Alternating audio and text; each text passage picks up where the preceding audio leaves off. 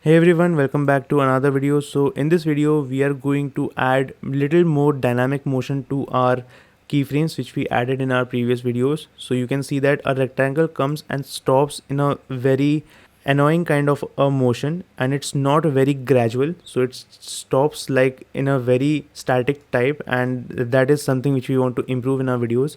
So for example, if I delete these two keyframes right here and we just work with the keyframes which we added, so you can see that a rectangle moves in and it stops, and we want to improve this motion by adding a little bit more dynamicity to our keyframes. So how do you do that? So for that purpose I will select these two keyframes and then right click and select keyframe velocity. And what we are actually going to do is that we will be adjusting the velocities starting and ending at a particular keyframe. So you have two different kind of velocities right here, that is the incoming velocity and the outgoing velocity, and you have speed and influence which you want to adjust, and the speed is in pixel per seconds. But since your speed will be automatically managed by adding different kind of influence, no need to work for that. So we will be working with the influence part, and we will be say add influence to the incoming and the outgoing velocities. For influence in the incoming velocity I will type 100, and in the outgoing velocity let's type 80 and select OK. And now let's play back our video again. So as you can see that the entry of the rectangle and the exit, that is the stopping motion of the rectangle, has been improved gradually than what we had earlier, and the rectangle moves in a very smooth manner.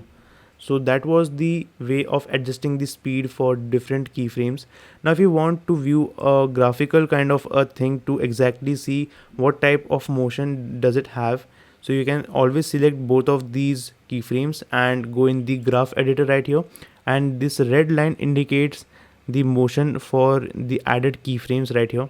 Now to understand that how your graph editor helps you in different kind of situations, let's just add a little bit more keyframes right here. So let's say I just select both of them and then select the position panel and paste both these keyframes, and then select both of them, select keyframe assistant and time reverse keyframe, and let's look at this particular frames which we added.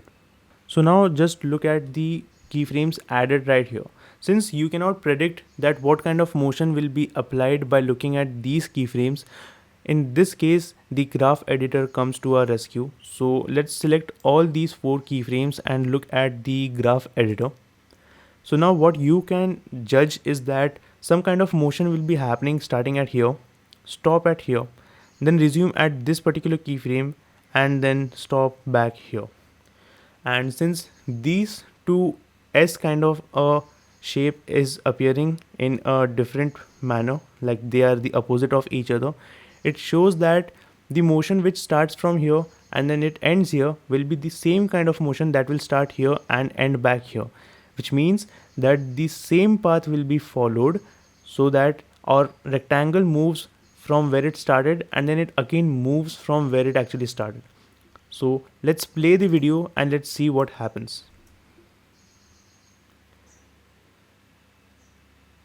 So as you can see that our rectangle started and stopped at the same place, that is it went out of the frame and it started out of the frame. Now if you will notice that our rectangle gives a sudden kind of a jerk, and that was not indicated in these keyframes because that was not something which you can make out by looking at the keyframes. In that particular case the graph editor works for you, and as you can see that there is a certain kind of a point right here at which it gives you a jerk, and that is where the graph editor helps you to make different kind of decisions where you see that some kind of motion is not what you want, and you can always come back in the graph editor and look at it. Now basically graph editor is not just for visual purposes. You can add different kind of keyframes right here and you can modify them as well. So you can select the control or the command button in a Mac and click on these particular graph axis lines, and I can add different kind of keyframes and I can do different kind of motions as well. But I think that the keyframe editor helps you much better in case of adding and removing keyframes. compared to the graph editor. Now the different kind of changes which I made in this particular section, if you go in the keyframe section and you see it, you won't be able to make out on how the animation is going to perform or what will be happening on the screen. So for that particular purpose, it is recommended to add and remove keyframes and to work with them on the keyframe panel. And if you want to look and have a visual analysis of what is happening on screen, for that particular purpose you can go and select the graph editor.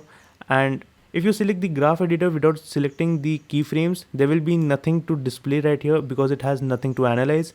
So for that particular purpose you will select the keyframes and then you go in the graph editor.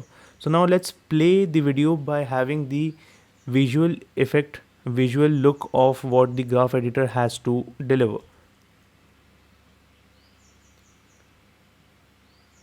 So as you can see, you can make out almost 80% of what is happening on the screen by looking at the graph editor, but it is always a good tool to have a knowledge about, so that you can always have better animation and you have better control over what type of animation is happening on your screen. So thank you for watching this video. If you like this video, make sure to subscribe to the channel, and in the next video I will be talking about different kind of shapes which you can generate using the shape tool apart from the rectangle and a circle. So stay tuned for that. Till then, bye bye.